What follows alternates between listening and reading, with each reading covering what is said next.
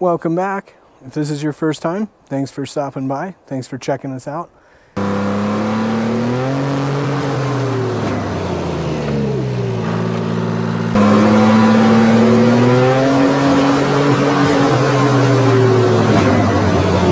Hey guys, I'm going to show you a quick clip of what exactly went wrong in that video. You'll see what I've done to prevent that from ever happening again. That comes a little later in the video. This video specifically is a compilation of different things I've done with this machine over the course of the last 2 years. These old machines like this run 353 Detroit. That's a 2-stroke diesel engine. It was around for 30, 40 years. The thing I'll say is the cost of one of these. What does it cost to buy one? I've seen these anywhere from $6,000 to $20,000. This machine kind of falls somewhere in the middle. I've gotten far more value out of this machine than what I've put into it though.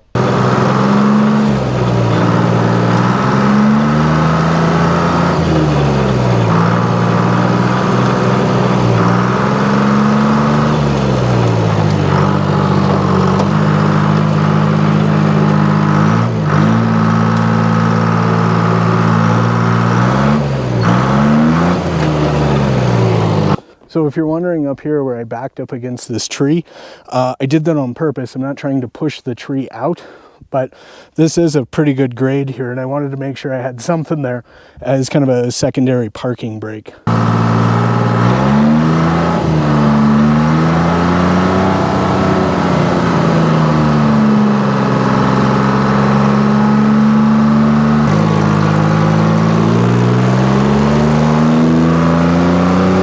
That was a fight. I had to choke that tree about 10 feet from the butt. The choker isn't long enough to get around it. So, let's get it up and out.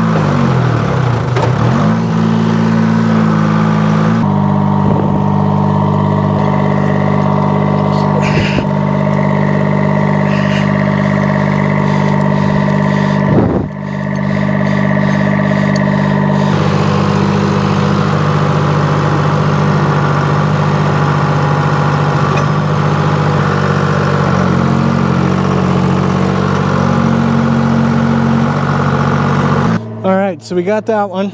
So looking up here, I'm going to grab the other one that I pushed down over there. So this is actually going to turn into a decent path.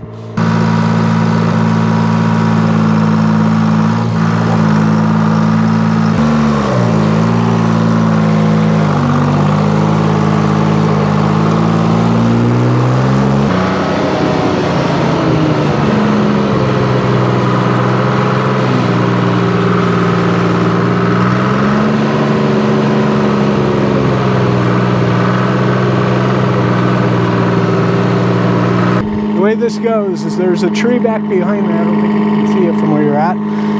That is choked. Then it goes to this tree you can see. Then it goes to this one in front of me.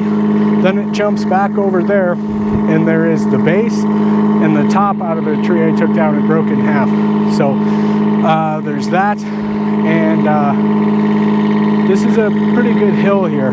So this is pretty steep down here. I didn't want to try and back all the way down here because I didn't know if I could back out.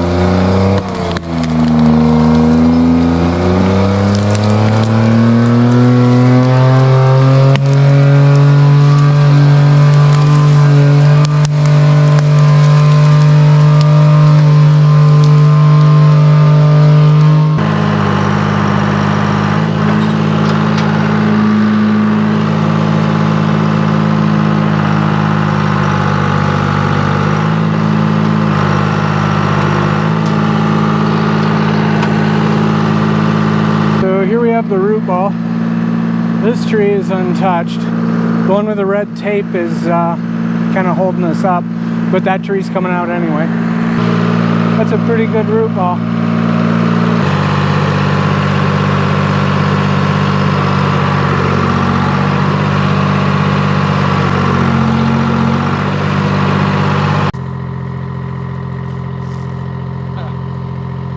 See that? I grabbed a pair of gloves. I never wear gloves, and naturally I grabbed two right hands.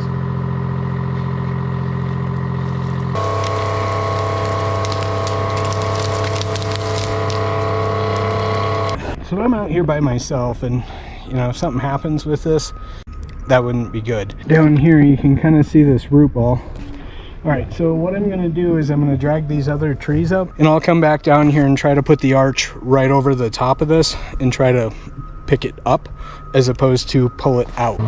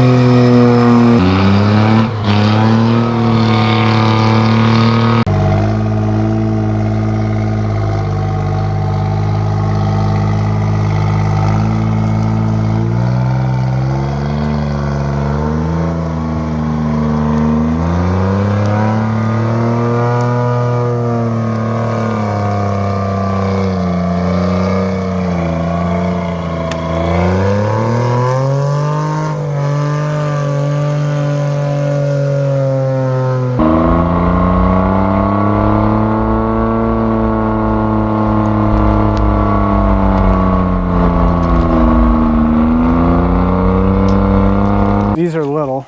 This next one is definitely bigger. Let's check this one. And so this is, where am I at here? 3'10".